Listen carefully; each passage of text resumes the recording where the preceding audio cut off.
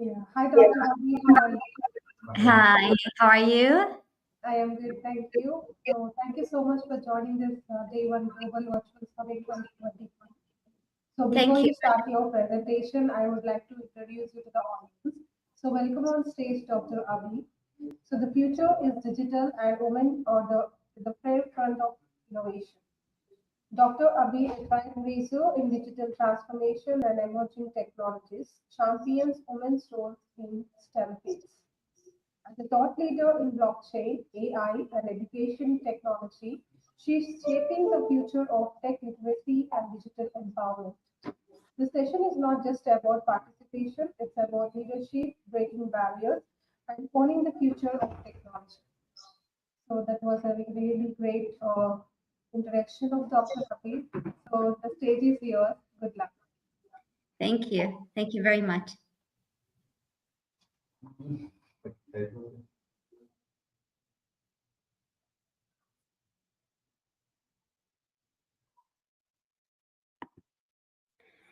Okay, let me just start the.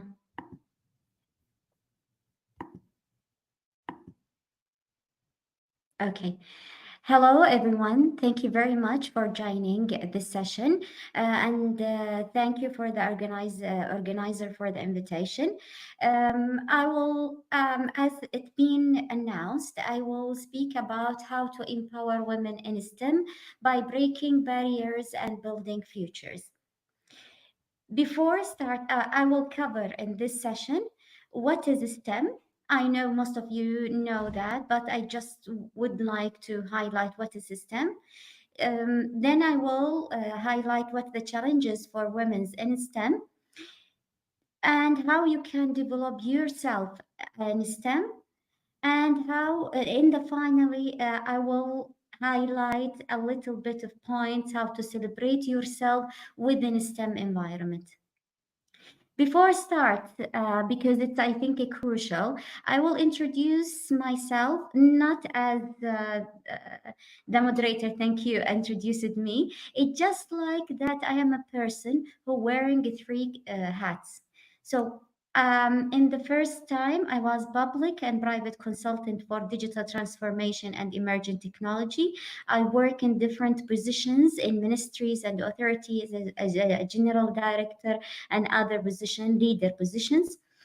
I'm also an assistant professor of software engineering and a vice dean in King Saud University. And I also founder and CEO of Advanced Era, which is a startup concentrate in emerging technology. And I'm also a wife and a mother. And I think most of women in the same position as like me, working or running from one place to another place. In the same time, they have also a family to care about, children or parents or siblings. So they have some responsibility at home. So before starting, I will just highlight what they mean by STEM. STEM, it's the definition of STEM stands for science, technology, engineering, and mathematics, which encompasses a board of disciplines in the science, like the biology, chemistry, other science branches. In technology, all the technology, information technology, computer science, telecommunication, and different things. In engineering, all the branches of engineering, and as the mathematics is the foundation of everything, any branches of mathematics. Why they put them together? Because working together, it will solve the problems in life. So you cannot work in technology and without working in mathematics. You cannot work in technology and not working in engineering in some way or another. So they gather them together because they share the same that they intersect in a lot of things. And then the second thing, you need them together to not all of them, however you need to join two things or three things to solve the problems in real life. So the current landscape that there is a gender gap in STEM. So in 2023, MIT did a research and they found that women hold only 28 of the workforce in STEM. If you break it down in different juristic or like in different countries, you found that it's a 24 in United States, 17 in Europe, and 16 in Japan, 14 in India. So it's decreasing as the economy power is decreasing as well. So also they found that although 57% of the bachelor degrees done by women, they found only 43 of the degrees in STEM field, which is, I think it's a scary percentage. So representation of women in STEM, it's not that the target that we would like to achieve. So what's the challenges for women in STEM? The first one is the stereotype and gender bias. They found that most of society with different ranks, with different positions, they found that men are more suitable for these kind of jobs. They are better engineers, they are better scientists, they are better in the fields of STEM. They found also that there is a lack of role models. So girls, when they started their career or starting to find where their passion, they couldn't really find a model, a role model in STEM, so they can follow them. They can find several one in like a men one, like for example, Elon Musk, for example, as the head of one of the big companies, Bill Gates, different names. However, there is a lack of a role model as a woman. The third one is the unconscious bias in recruitment and retention. So, for example, when different people from the different persons, they try to apply for a job, and there is a man and there is a woman, the people who and interviewed them, either they are men or women, they found that men, they think in their mind that men is more suitable, so they are more willing to accept men in the position more than accepting women in the position. The fourth barrier, work-life balance imbalance. Usually women, they have different responsibilities. And they have the work, and they have a social life, and they have also the family. Although if she choose to exclude the social life, she still have responsibility at home. So working or balancing between her role in different positions, it's a very, very stressful for every woman working in especially in STEM, because STEM is a demanding environment where they need a full attention from people working in this environment.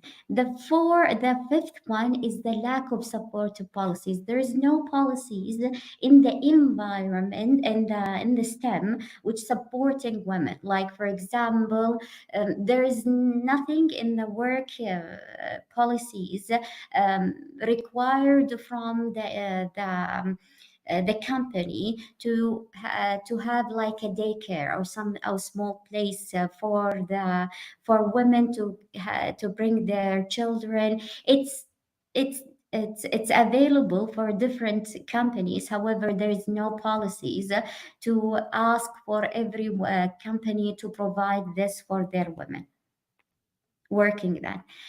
I will now I will now continue the presentation to speak about my experience in STEM and how I deal with these barriers and how I try to develop myself to overcome this barrier. So, working or speaking in general, it's already there in the internet, it's already there in every place. However, I think which I can add to the audience is uh, presenting my experience in that and how how I deal with these barriers. For myself, I didn't really found lack of role model is a problem because I always think of myself that I am extraordinary, I'm okay, I'm intelligent, so I don't really need a role model. And I also I have this viewpoint that we are in the work as person to person. There is no male and female. So the role model for me, most of them they are men. So I don't really mind. So I don't think that women should look to women or men should look to men. I think it depends on the person and how and what he achieved or she achieved in the career that I'm trying to conduct. So, speaking about myself, I found the most challenging challenges that I found is the lack of a trust. So when you're working in STEM and you're working with a colleague who is a man, you found that the higher administrator, they trust them more than you, even if you are work every time is better, because this is stereotype is bringing this issue always. Also, lack of appreciation. They expect from you to do the work and they don't really appreciate the work that you are doing, and they trying to jump in your responsibility and take the yeah, and whenever they would like and take the wheel and they try to give order or and instruct the people who is under your supervision without you taking your permission, and in the same time you should fight and stop these things from happening. The third thing I encountered in what social isolation or gender alienation, because most of the people working in the environment of STEM are men. And when you are in an office with seven men, for example, and you are the only woman, you found yourself a little bit isolated. You will be very happy if you find another woman sharing the office with you or something like that. So in the environment where it's a male dominated, you find yourself a little bit isolated. The fourth thing is the work life balance, the pressure, because I have a family and I have kids as well. So when I'm trying to pursue my career and achieve things and try, you need to stay in office for a late hours.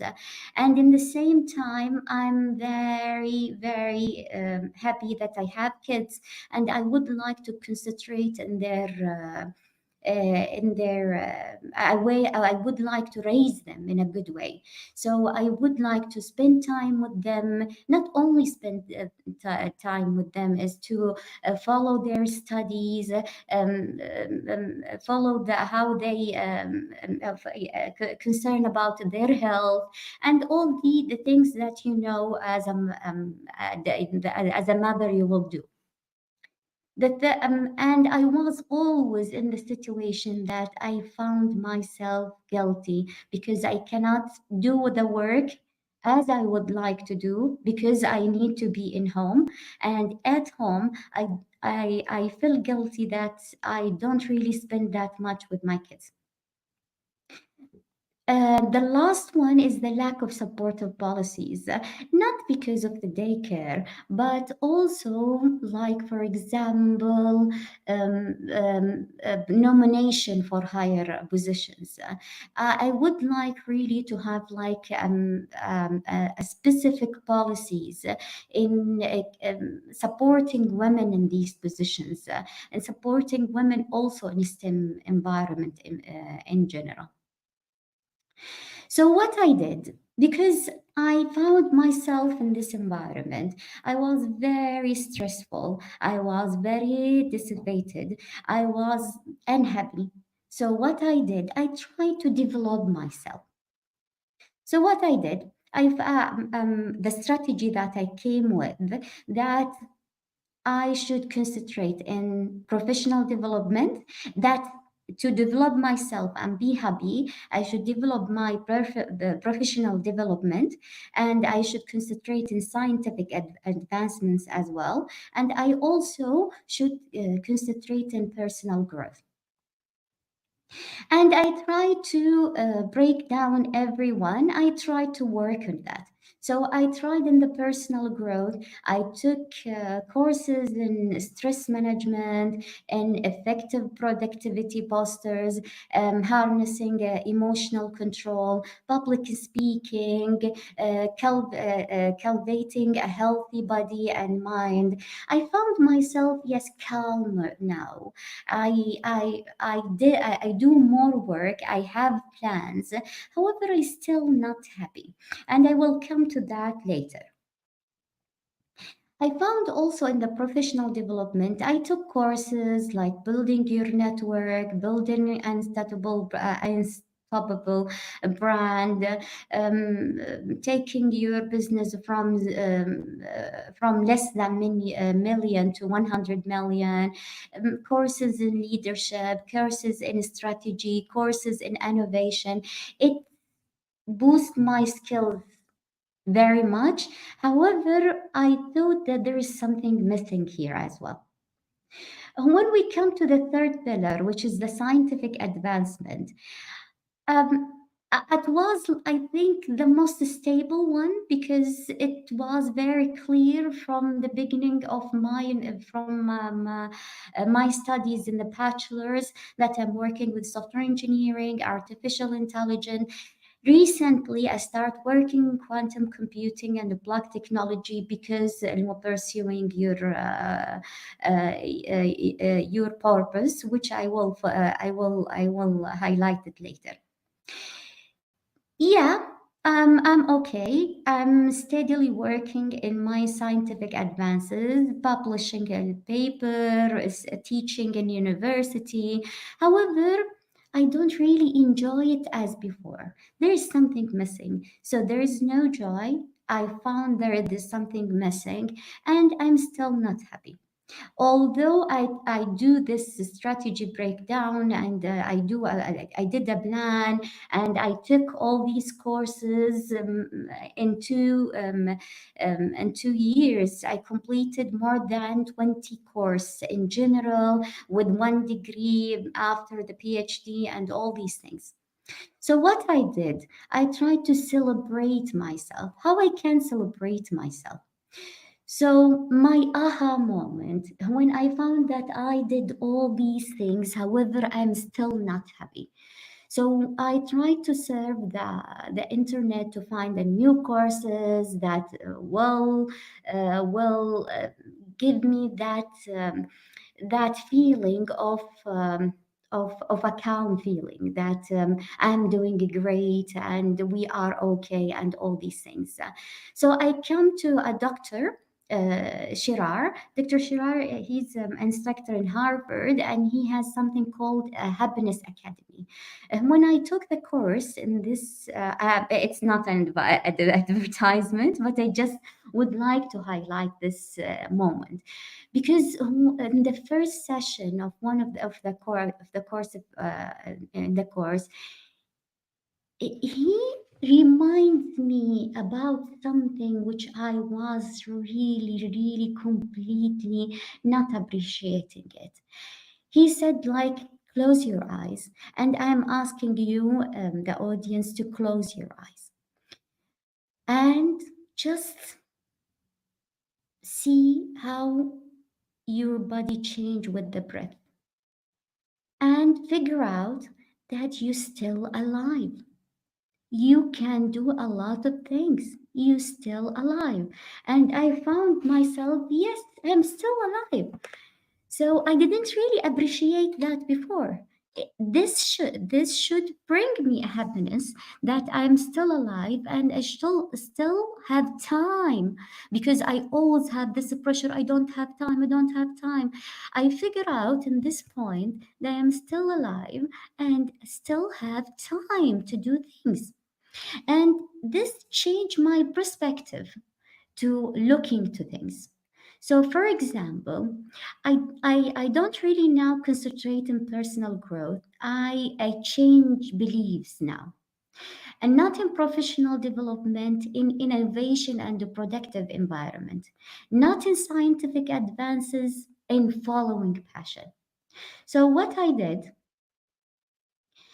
um, in changing beliefs, I start accepting that nothing is perfect, because I'm one of the person who found that everything should be perfect. You cannot reach this point of perfections. You everything, if you did the work, if you did a good work, that is enough. You don't really need to be perfect to be good women, or to be the one that you are always looking for yourself. Don't try to um, downgrade yourself because the work was great, not perfect. I changed my beliefs that it doesn't really matter what the strategy that you are following, the strategy that you are okay with. It always bring you a plan that you will follow in your life. The third thing, read every day, not in your subject. So not in that in software engineering or in artificial intelligence or in emerging technology. I try to start reading in different subjects to take you out from the environment you are jailing yourself in. I start with the gratitude. It's very important to say thank you for everything, for every people who's working with you. Thank you for your family. Thank you for yourself, for being like yourself. The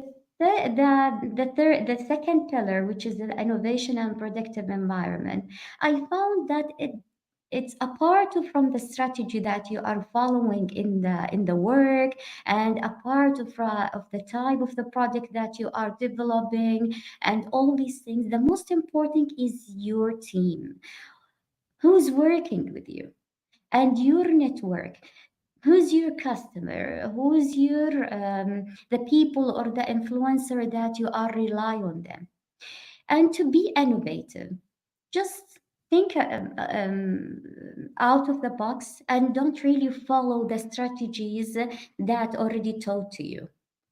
And try to make a healthy workplace for your employee, so they will do the work in the way that you would like. In the same way, they will not be under pressure that you put them in this one, and it becomes an unhappy workplace. And the third and the last one, celebrate your feminism. I always, in my previous years, I tried to hide that I'm a woman. I tried to insist that we are in the working environment. We are person to person. Don't say that I'm woman, because I cannot do that. I found that being a woman is a very good thing because you have special capabilities and special skills that men cannot do it, and even men have some skills that you cannot do it, and we are completing each other in the environment. Like for example, women has the eye for details. Women always very good in strategies, always very good in doing goals, always very good in money. So, using my skills that I'm trying to deny that I have them, um, make the things, I will make the work harder for me. So I try to work in empowering these skills because it comes naturally with me. The second thing, following a passion, which is really the third thing, I mean, or the final thing, is following the passion. This make a huge change in my scientific life, in my academic life. I found that, okay, you study software engineering, you did the master in AI, I did my PhD in cloud computing, I did my executive certificate in cloud in emerging technology in blockchain. So I found that I cannot really jump from one place to another and without having really a plan on that. And the plan should really comes or align with my passion. So I found a strategy and I follow it and I found it very useful and I would like to share it with you. I found that it's very useful to start thinking about what 20 things which is really make you curious about. Like for example, are you curious about how blockchain working, how cryptocurrency working, how you can about the quantum computing, how quantum computing can be work with the blockchain. What make you curious and you would like really to find the answer? What the 20 question that you would like to investigate and do a research in? Then I try to formalize them in only three or four, like a title of papers. It's not really a title of paper, it's like a question for a research. Then these before answering these questions, if I'm lacking one of the knowledge, I try to develop my knowledge in the subject that I would like to develop myself in. Then to gain the knowledge and do the practice until you become expert in the area. And after being expert in the area, start sharing your knowledge in the social media, in the workplace, start a project in that area. Try to put your name in this in this new area that you are trying to announce yourself as an expert. Then share your purpose, shape your purpose in life. So these questions and the research questions, or even in your work, it doesn't really mean that it should be an academic. Even if you are working in a STEM environment without being in the academia, you should develop yourself because STEM one of the most environment changing from one month to another. So having knowledge which give you a certain position in STEM in one month, it might shift you in another month. So being an expert in a technology and pushing or in an engineering field or in the science, and putting yourself and putting your name as an expert in that is very very important. However, this knowledge of area should um, uh, at the end give you the satisfaction that you are doing what you meant to do in life. So sometimes you don't really know what is your message in life. You know, for us as Muslims, we know why we are here in life. However, we believe that every man or woman in the earth, they have a message to deliver, which is different than the other one. So, what is my message? Me as Abir, what I should deliver to the people. So I started to figure out. I tried to uh, look to the sustainable goals of the United Nations, looking to the Vision 2030 for the Kingdom of Saudi Arabia, and try to find where I can add, how I can contribute to the society, because this feeling by giving, it gives you like a very satisfactory feeling.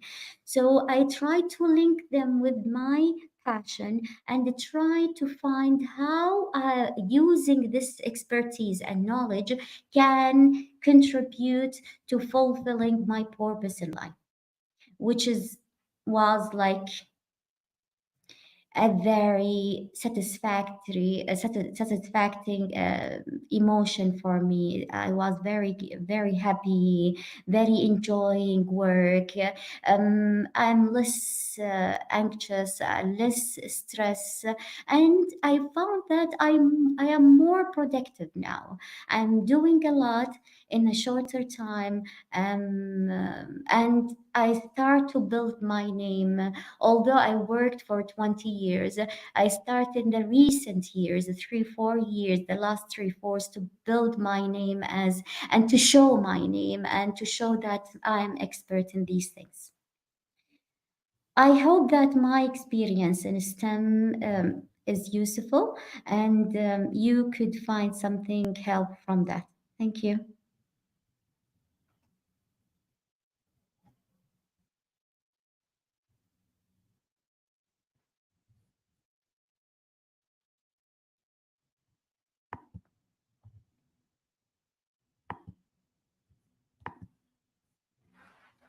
Is there any questions? Thank you so much, Dr. Abhi, for sharing the wonderful presentation with the virtual summit 2025 today. And I think so many got inspired. And yes, we do have a questions from the audience. As we are very strict on the timing, it's 25 minutes for Q&A. So this is the question from your audience. What role does digital transformation play in shaping the future of STEM education for women?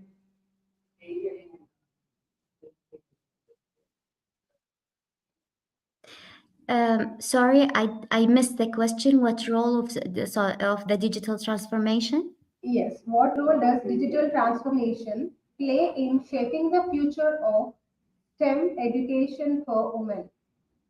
Yeah, I think using we can answer the question in two ways. So, for example, using the technology by doing a digital transformation in how to teach STEM for women. This is one area where the technology can work hugely in that. So, for example, for role model, you can, for example, as one of the things that they found it very the MIT and also McKinsey, they found that one of the main contributors or many one of the main challenges in the gender gap in STEM, it's because the lack of role model. So we can use the technology to transform how we can communicate with the role model, how we can bring these models to the girls in the high schools. This is one. The second one, working, if I understand it correctly, so I can I can answer it in two ways. So the first one, the one that I said, the second one is the digital transformation we are a women very good in doing strategies and shaping the digital transformation. So being as a digital transformer in the field of STEM, it will change the education of STEM for because it will be more suitable for women to work in that area. Is that answer your question? Yes, thank you so much for explaining the question in two different ways. So yes, people got the answer for the question, and so it was really enlightening speech for the day one, and it would start for all the speakers who have already shared their presentation with the day one Global Virtual Summit 2025. So yeah, please do join other sessions as well, and Thank encourage other speakers too. Thank you, and have a nice day. you. You too. Thank you very much. Thank you for all audience. Thank you. Thank you, and bye now.